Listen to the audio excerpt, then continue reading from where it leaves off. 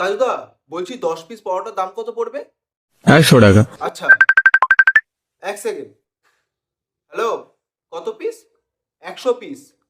আচ্ছা, ঠিক আছে ঠিক আছে। আচ্ছা, বলছি 100 পিস পরোটা লাগবে, দাম কত পড়বে? 100 পিস পরোটার দাম দেখো, 30 পিস পরোটার দাম ধরতে গেলে 300 টাকা, বাইগান তাই তো? আরে আমি 100 পিস বললাম তো, 100 পিসের দামটা বলো। 400 পিস পরোটার দাম আরে আমি কি এত পিস নেবো বলেছি? আরে আমি তো 100 পিস নেবো, তুমি 100 পিসের দামটা বলো। 400 টাকা। কি কি বললে?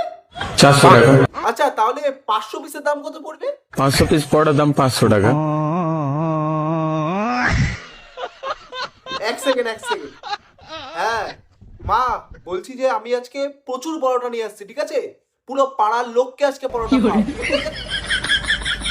তোমার কাছ থেকে আজকে ব্যাগ ব্যাগ ভর্তি পরোটা নিয়ে যাবো, ঠিক আছে? আমি আসছি এক্ষুনি, দাঁড়াও দাঁড়াও।